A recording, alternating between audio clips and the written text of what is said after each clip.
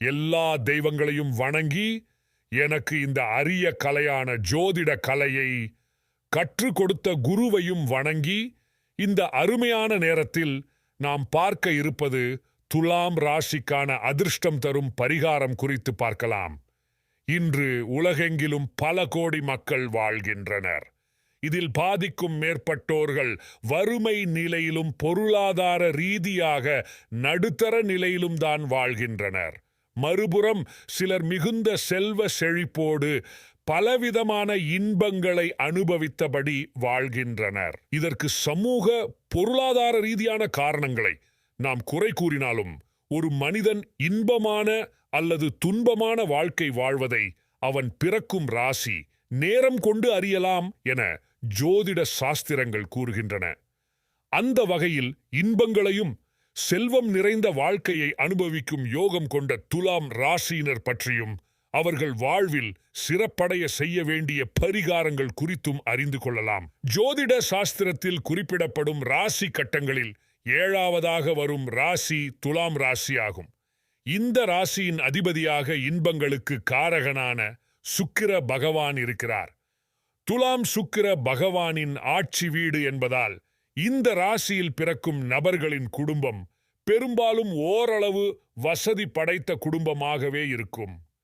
இந்த ராசியில் பிறந்த ஆண் மற்றும் பெண்கள் நல்ல தோற்ற பொலிவோடு பிறரை கவர்ந்திழுக்கும் கவர்ச்சி தன்மையை கொண்டிருப்பார்கள். இத்தகைய துலாம் ராசியினர் தங்களின் வாழ்வில் எப்போதும் சீரும் சிறப்புமாக வாழ கீழ்க்கண்ட பரிகாரங்களை செய்வதால் நன்மைகள் உண்டாக்கும். துலாம் ராசியினர் தங்களின் வாழ்வில் நன்மைகள் அதிகம் ஏற்பட வெள்ளிக்கிழமைகளில் வீட்டில் லட்சுமி மற்றும் குபேரரின் படங்களுக்கு முன்பு சிறிது கற்கண்டுகளை நைவேத்தியம் வைத்து தூபங்கள் கொளுத்தி லட்சுமி குபேரர் மந்திரங்களை 108 முறை துதித்து வணங்க வேண்டும். பிறகு கோயிலுக்கு சென்று நவகிரக சந்நிதியில் சுக்கிர பகவானுக்கு மல்லிப்பூக்கள் சமர்ப்பித்து சர்க்கரை கற்கண்டுகள் போன்றவற்றை நைவேத்தியம் வைத்து நெய் தீபமேற்றி சுக்கிர பகவான் மந்திரங்களை துதித்து வணங்க வேண்டும். வருடம் ஒரு முறை சுக்கிர பகவான் தலமான கஞ்சனூர் கோயிலுக்கு ஒரு வெள்ளிக்கிழமை தினத்தில் சென்று வழிபட வேண்டும். சுக்கிரன் பகவான் பெண்கள் மற்றும் விலங்குகள் மீது ஆதிக்கம் செலுத்தும் கிரகமாக இருக்கிறார். எனவே வசதி குறைந்த பெண் குழந்தைகளுக்கு ஆடை மற்றும் இனிப்புகளை தானம் வழங்குவதாலும் பசுமாடுகள் நாய்கள் குரங்குகள் பறவைகள் போன்ற உயிரினங்களுக்கு உணவு வழங்குவதிலும் சுக்கிர பகவானின் கருணையான பார்வை உங்கள் மீது பட்டு உங்களின் சுக்கிர தோஷத்தை நீக்கும்.